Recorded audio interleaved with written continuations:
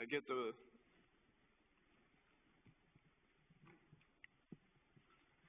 start reading the scriptures, and I start putting myself in the place of the things, and what miracles have happened back in, and the things that some of the disciples and the followers of Jesus had to go through and stuff. And like I mentioned the other day, me and Chelsea's been watching The Chosen a lot.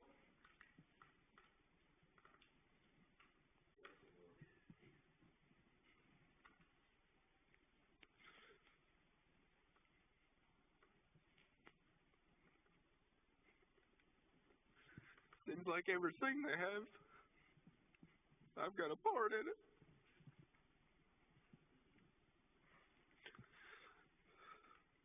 And I said before,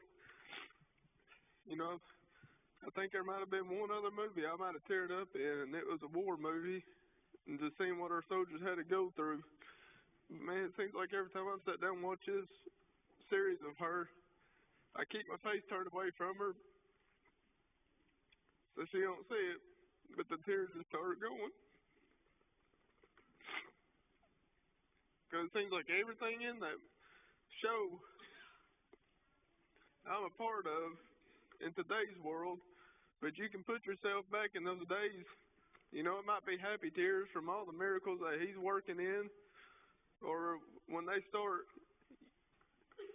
betraying him and mocking him and stuff, it just breaks your heart. Because the things I do today that he don't approve of, I feel like I'm one of the ones that's casting against him and hurting my Lord this morning, and it seems like, I think it was either little James or big, I can't remember in it, but he goes and asks Jesus in the Chosen, he asked him, he says, why can't you heal me? Why can't I walk right? And Jesus has pretty much told him, hey, well, if I fix you, then when you go out and worship and do my teachings, you're healed, and then everybody's want to be. He said, but I want to make you more of a special one, so when you go and do my teachings and stuff, that I've still got one that you're still following and trusting me, no matter what's wrong with you, no matter what's happened with you, and then it got to really putting what Chelsea's had to go through, and I know others have had to go through a lot of things, but how they still worship and how they still do his teachings and still be a part of the church and still come out and sing and worship for God, and but I couldn't make up my mind on which two ways I wanted to go on this. Did I want to do, after watching all this, Bob called me the other night, and I got to thinking, I was like, I'm wanting to teach on what I've been watching, but when I got to watching, we just kept walking through. I kept telling her, I said, let's play it. Well, we need to go to bed. I said, play it. I'll be fine. Play it. So we kept watching it, and I went two different ways. So I got to thinking, I was like, well, how can I do both of these? Because I have some scripture on my mind, and then I'm like, okay, well, now I'm wanting this. But God's worked it out to where I've kind of combined both of them, because it seems like I said, once I get to looking at these, I've done both. But first we're going to be in Mark chapter number 5.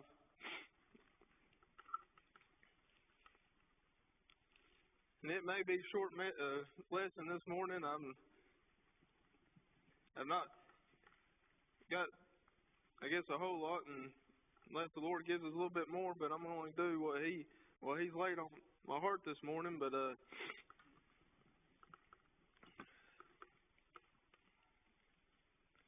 I'm going to start in verse 21, and not sure how far I'll read, but it says, and when Jesus was passed over again by ship unto the other side, much people gathered to him, and he was nigh unto the sea. And behold, there cometh one of the rulers of the synagogue, Jairus by name, and when he saw him, he fell at his feet, And he besought him greatly, saying, My little daughter lieth at the point of death.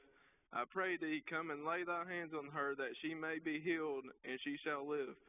And Jesus went with him, and much people followed him and thronged him. And a certain woman, which had an issue of blood 12 years, and had suffered many things of many physicians, and had spent all that she had, and was nothing better, but rather grew worse.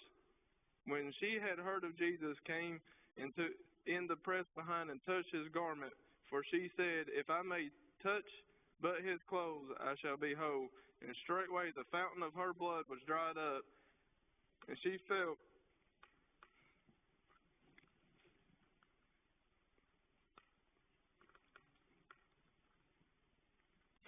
in her body that she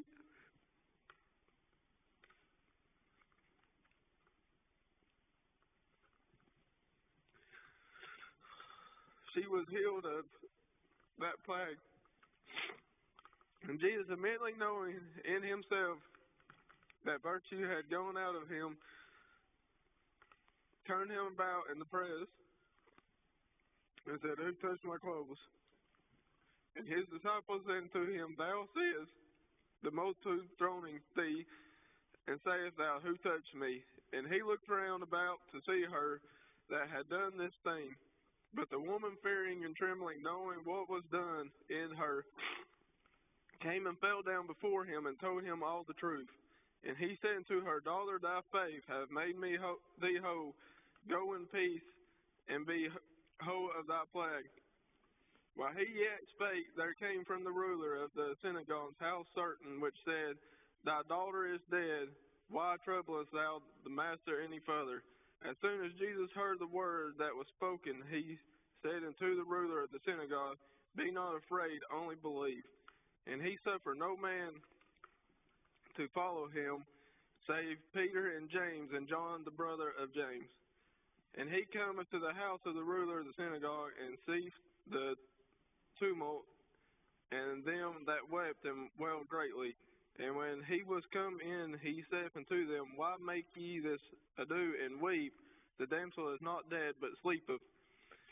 And they laughed him to scorn. But when he had put them all out, he taketh the father and the mother of the damsel, and them that were with him, and entered in where the damsel was lying. And he took the damsel by the hand and said unto her, Talitha cumi, which is being interpreted, Damsel, I say unto thee, arise. And straightway the damsel rose and walked, for she was of the age of 12 years, and they were astonished with a great astonishment. And he charged them straitly that no man should know it, and commanded that something should be given her to eat. Like, looking back,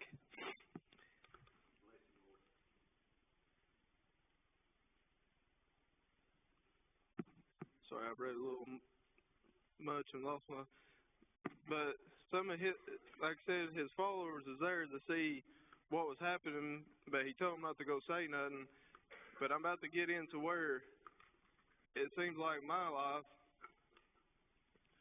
is where it gets me going to where I feel like I let my pride or my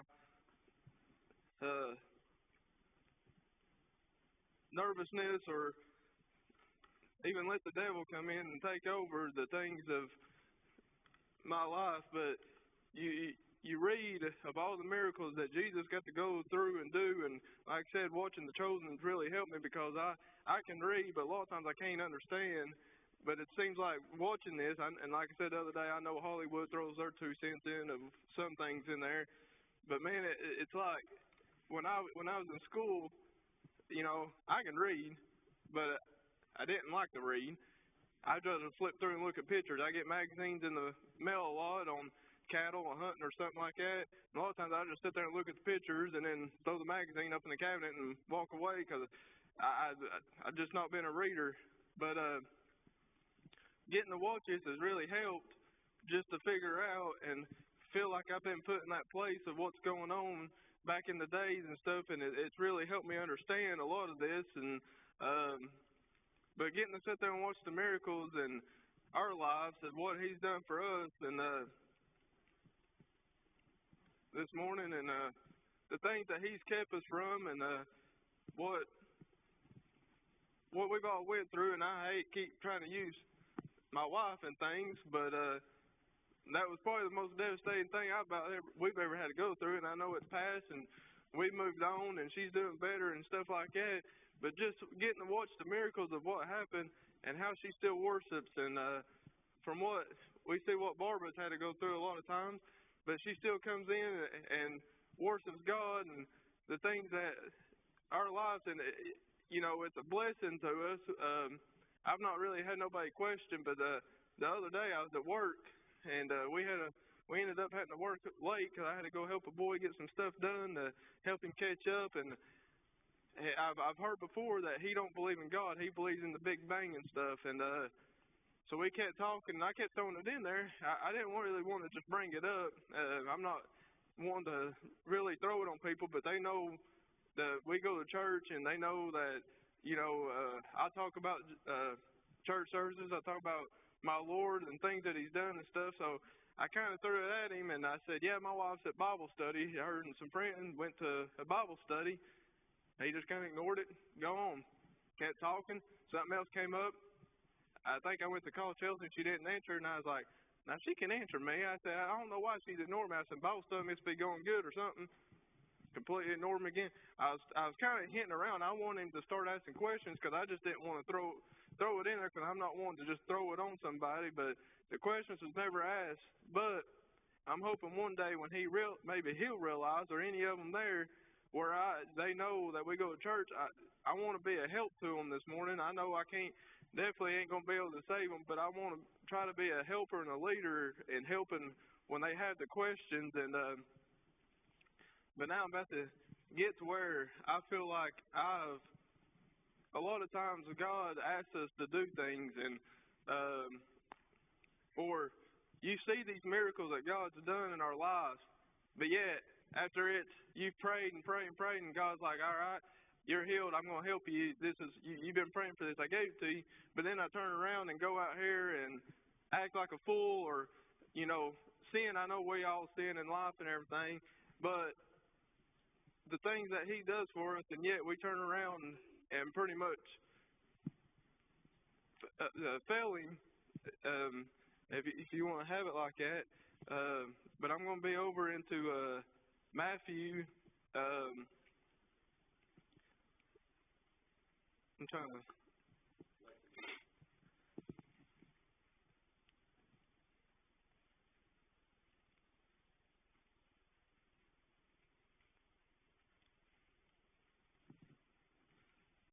Let's just go ahead and do.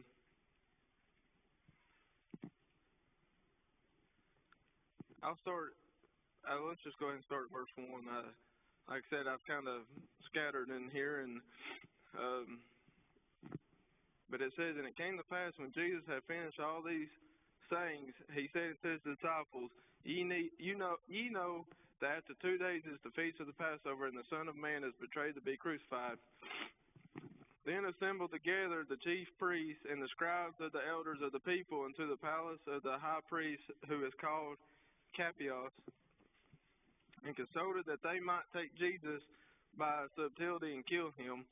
But they said not at the feast day, lest there be an uproar among the people. Now when Jesus was in Bethany in the house of Simon the leper, there came unto Him a woman having an alabaster box of very precious ointment, and poured it on His head, and He sat at meal. But when His disciples saw it, they had indignation, saying, To what purpose is this waste?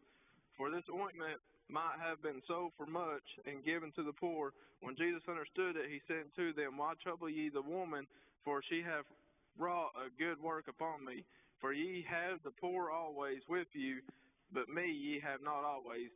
For in that she hath poured this ointment on my body, she did it for my burial. Verily I say unto you, wheresoever this gospel shall be preached in the whole world, there shall also this that this woman have done be told for a memorial of her. Then one of the 12, called Judas Iscariot, went unto the chief priests, and said unto them, What will ye give me, and I will deliver him unto you? And they covenanted with him for 30 pieces of silver. And from that time he sought the opportunity to betray him. Now I'm going to stop right there, and like I said, so now, after seeing all the miracles and the things that Jesus has done, yet, and when I read, Jesus said one of y'all will betray me. Well, I guess Judas got the pick from it, but after seeing all these things, you could try to look back on yourself and say, if I was back in that time seeing what he done, would you be able to betray him? Would you be able to, I guess, deny him? Because I'm about to get to another part where the denial. But so many times it seems like when we're out here and seeing the things of works, and I know we see it every day, but I feel him and it hurts from how he helps us. You know, growing up, I try to make mom and dad happy as much as I can. I tried to mind as best as I can. If I didn't, I got punished. But you know, I try to help, but so many times I've watched the miracles, and then I come up, and then I still fail him every day, and I come out, and I don't either. You know, God tells you to do something while we're here, and I don't do it, or outside of the church, and you don't do it, and a lot of times, like I said, I act like a fool, and I get around the guys at work, and like Marshall said, it's hard. The other day, he said it's hard. People that we work with every day that don't go to church, or they do go to church, but they're in there talking like they shouldn't be, and making fun of and stuff like that. And I said it before when I was playing baseball. I had our hind catcher. He came up to me one time because I was sitting there. I was just throwing words that I never should have said and making fun of. And he come up to me and asked me. He said, "I thought you was a Christian." And boy, that right there hurt. And I remember getting down and finally coming back to God and things. But and I really got to thinking, I know this kind of gets a little off track, but I got to really thinking of how Marshall said that, you know, there's people out there that he knows, and Dad spoke up before, and I'm sure a lot of us know, but how can you believe in something you can't see? Well, then, like we said, you got the wind, you can't see it, the air, the temperatures. You can't see it, but you can feel it. And so many times in church, you know, when the Spirit hits, boy, there ain't nothing like it, because, like I said, I can sit at home and feel the Spirit at home, or I can be driving down the road and feel the Spirit at home, and things that excite me. Like I said, we like to hunt. You kill, or you harvest a big deer or anything like that. You know, the excitement's there, but it ain't the same as the excitement that I get when when I get to see miracles of Jesus, or when I get to feel Him in the presence, and watching the young ones or the old ones or anything get saved. You know, there's a total different feeling in the happiness and stuff of Jesus than there is in the things of this world. And so many times I have to look back, and I'm bad for it, but I tell Chelsea all the time, I look back and there's a big farm behind me, and boy, I'd love to have it. I'd love to be able to be one of the big farmers around there and stuff. But Chelsea likes to throw it at me. Of course, it don't make me happiest when she does, but she said one day it's going to burn, and I said, I understand that. I said, but right now, I said, I'd just love to have that many cattle, but is that something that God really wants me to have? And if it was, I'd have it or had it. But so many times I look for these other things, but then when you really sit down and think, what things do we really need? And I'm sitting there worried about that, and not worried about what I could do to help somebody lost, or help somebody that, you know, strayed away from Jesus and out of the will of God this morning, and not coming to church. And And I've heard of some people that has been saved, and something tragic happens in their life, and they say, well, if God was really here, why did this have to happen? Why did this have to happen? Well, like I said, watching this show or watching this little series that we've been watching and stuff, and I mean, things happen for a reason this morning, and don't blame God. Like I said, when things happen in our lives, so many times I question. I never really. Okay, well, I didn't get like mad, but I was so confused at things that had happened and why we've had to go through the things that we've had to go through, and I'm sure other people have questioned that, but really getting to watch this little show that we're getting to watch has really helped to understand the things that they went through back in the day. And they even questioned back in the day, why am I doing this, or why can't I get this and stuff. But Jesus has a plan for all of our life situations, and we just have to try to help and understand. And I know it's hard, trust me, it's very hard. But I've got one more place, and I don't really mark my Bible, so I have to try to read over to try to find it.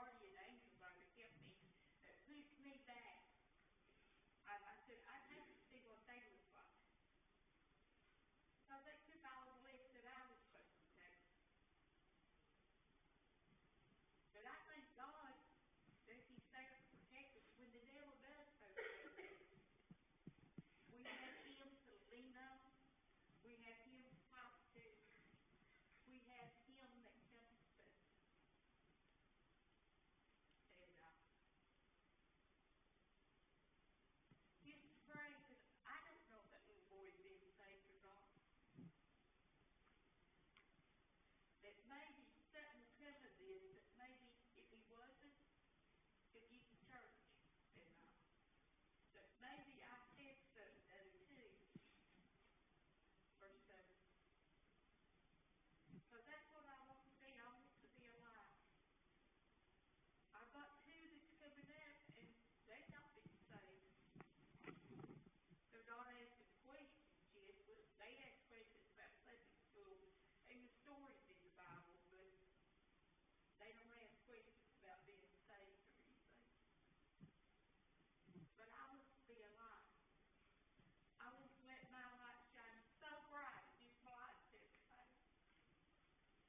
Because God has been good to me. He's been very good to me. But yes, there's been times I got mad at God. I fussed at Him. I screamed at Him. He took it. He took everything I had to say, and it was still there for me. He let me do my anger, get it all out of my system, and it was still there, holding my hand, guiding me, and ministering to me. Just like He's been there for you and Chelsea. Just like He's been there with every one of us. He's been with Betty through all of her problems. And I've not been through what Betty's been through. I've lost a husband, but I've not lost a child. I've lost a grandchild. And I know where He's at. And I just thank God. I guess for each trial, because each trial, each problem we have, it makes us stronger. We get stronger. We get closer.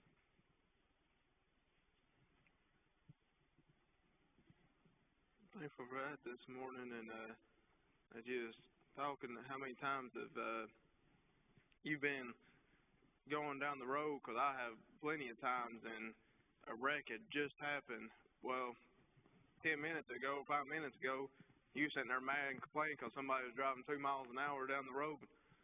Well, if you was going past them, that could have been you on up ahead. And just so many times that I'm thankful. I mean, it was right around Christmas. I was coming home, and I had just came up on a bad wreck, and I sat there and thought, thank you, Lord, that the way I came or the way that I had to get stopped at that red light, because it could have been me right up on ahead. And so many times that God has kept us from things, but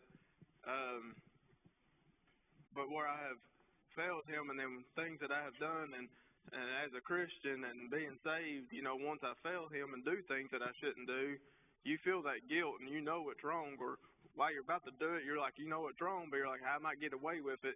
But then when you come up on things that has happened, you start asking like, why wasn't that me? I mean, the things that I've done, but God just protects His hands around us and through the things of this earth, and so many times that we go through things, and you always say, Lord, just go ahead and take me, just go ahead and take me. Well, if something happens and He don't take you, then you still got a reason to be here, to show your testimony to someone, to speak of what He's done for you. Or I mean, it could be anything. Still sing a song, or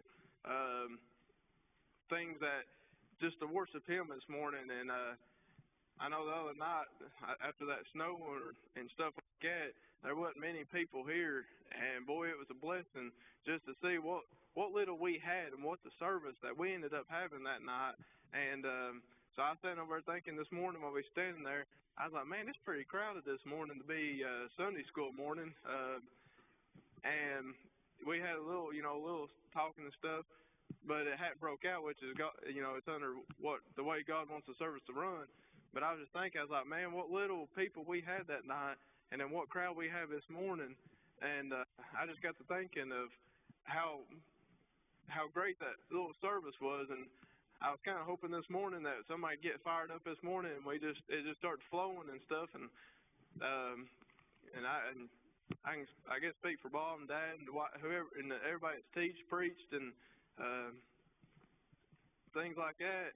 you know, once you get up here, like last night, as I was, you know, doing some more studying and everything, I was like, man, this is gonna be great. And probably half the things that I thought that was gonna be said this morning hadn't been said, and I done forgot about it. But once you get up here and you start getting nervous and heart starts beating out your chest, and I don't know about you all, but my eyes start getting a little blurry and I can't hardly see my Bible because I get so tore up and nervous that because I want to do what he asked and try not to fail him by, you know, messing up, or like I said, I've always said, looking up to Bob, and half the time I have to call Dad at work, like, hey, this guy asked me this question about the Bible here, and I don't really understand much, and have to call, and I want to be that kind of smart, but I never was in school that book smart person, and I made grades enough that I could get past and just go get a job and start my life and stuff, and